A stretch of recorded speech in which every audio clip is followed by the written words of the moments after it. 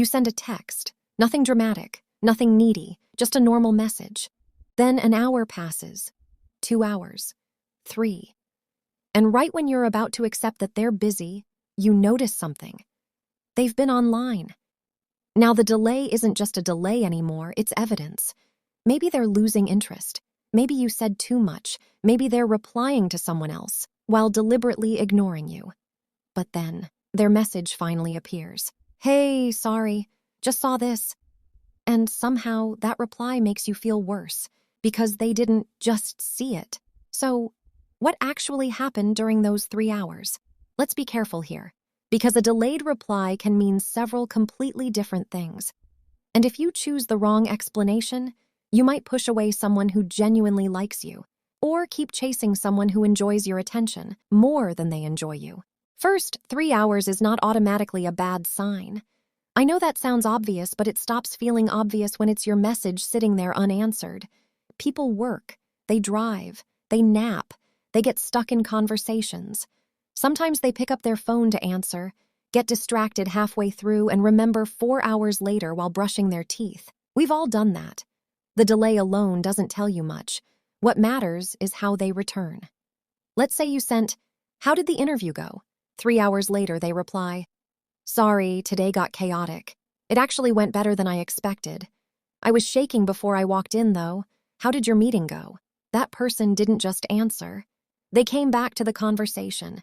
They remembered what was happening in your life, too. Now compare that with, "It was fine." That's it. No detail, no question, nothing for you to work with.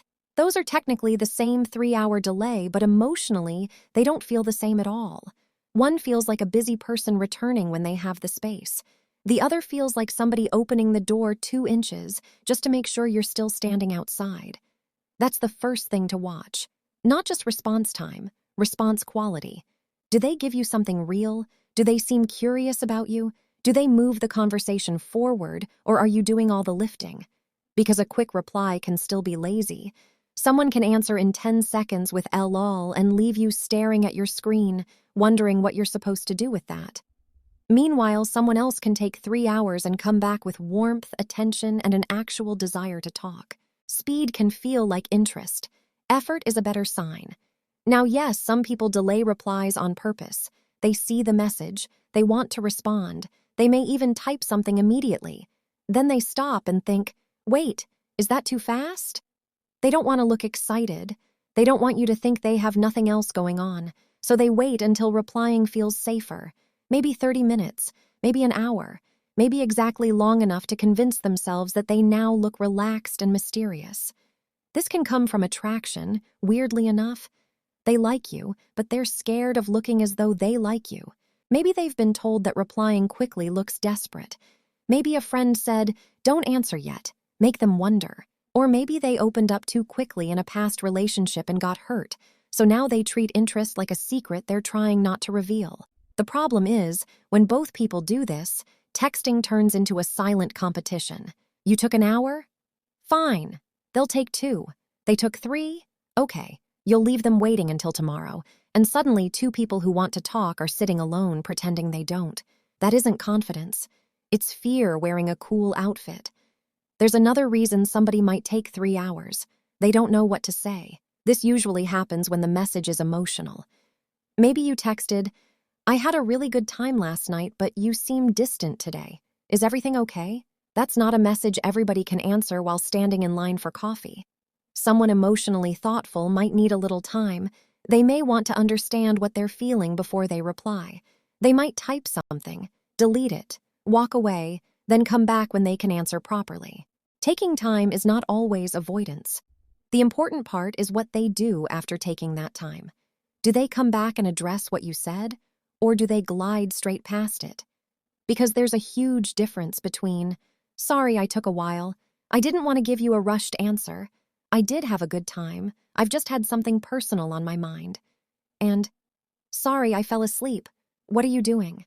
One person returns to the uncomfortable part. The other throws a blanket over it and hopes you won't notice the shape. People are allowed to need time, but if every honest conversation ends with them disappearing, changing the subject, or making a joke, then the issue probably isn't texting. It's emotional avoidance. Now let's get to the detail that causes the most overthinking. They didn't answer you, but they viewed your story. Oh, that one hurts. Because 5 minutes ago, you were calmly telling yourself they were probably busy. Then their name appears in the viewer list and suddenly you're preparing a full courtroom presentation. Busy? Interesting. Then explain Exhibit A. But scrolling and talking aren't exactly the same thing. Somebody can mindlessly watch 20 videos without having the energy for a real conversation. Scrolling asks almost nothing from them. A meaningful reply might require thought, attention, or an emotion they don't feel ready to deal with. That explanation is reasonable once in a while. It becomes less convincing when it happens constantly. If they repeatedly ignore your messages while staying active everywhere else, don't spend weeks inventing increasingly generous explanations for them. They may enjoy knowing you're there. They may like your attention. They may even like you a little. But a little can still leave you doing most of the emotional work. And that's where people get stuck. They keep asking, do they like me? Sometimes the better question is, do they like me enough to show up in a way that works for me? Because attraction by itself isn't always useful. Someone can feel attracted to you and still be inconsistent. They can miss you and still avoid you.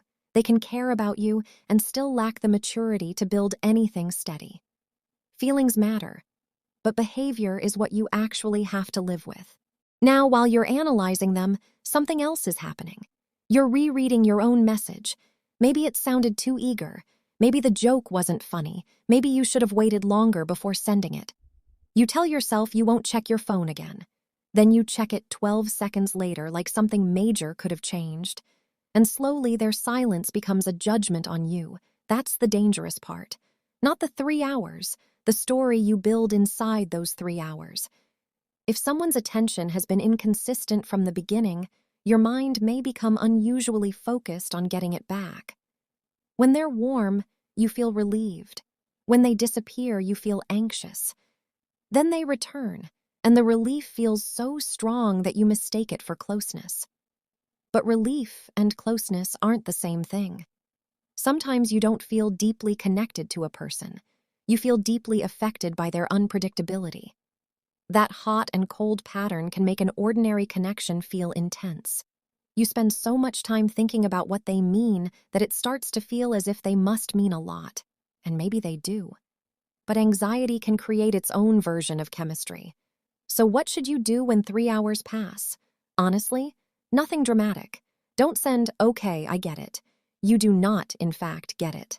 That's why you're upset. Don't post something obviously aimed at them. And don't start replying late on purpose because you've decided this is now a strategic operation.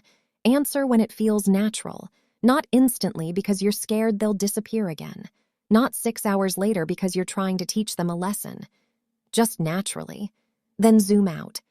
Is this a one-time delay or is it the relationship? Do they ever initiate? Do they remember things you tell them? Do they follow through on plans? When you share something real, do they respond with care or leave you feeling embarrassed for bringing it up? Most importantly, how do you feel around their communication overall? Nobody can make you feel secure every second. That wouldn't be realistic, but you shouldn't need detective skills to understand whether someone wants you in their life. If the pattern continues, talk about it plainly. You don't need to say, you always ignore me. That usually starts an argument about whether always is technically accurate. Say what's actually happening. I don't expect immediate replies, but when I send something meaningful and it gets skipped over, I feel dismissed. If you need time, that's okay. I'd just rather know. Then watch their response. Not their excuse, their response to your feelings. Do they listen? Do they get curious? Do they try to meet you somewhere in the middle? Or do they call you needy, make fun of you, and act as though basic communication is an unreasonable demand? That conversation will tell you far more than any typing bubble. A 3-hour reply delay does not have one universal meaning. It could mean work. It could mean nerves. It could mean they needed time to think. It could mean they're playing games. And yes, sometimes it means you simply weren't their priority at that moment. But one moment doesn't define a relationship. Patterns do. So don't measure someone's feelings with a stopwatch. Pay attention to what their communication creates between you. Can both of you be honest without playing games? Can you ask for clarity without feeling ashamed? Can they take space without making you feel disposable? And can you let them have a life without immediately assuming you're being abandoned? That's the real breakdown. The 3-hour silence may tell you something about them, but your reaction to it may also tell you something about what you need, what you fear, and what kind of connection you're willing to accept. The right person won't answer every message immediately. They'll get busy. They'll become distracted. Sometimes they'll say the wrong thing. But over time, you won't have to keep shrinking your needs, decoding mixed signals, or pretending not to care just to hold their attention.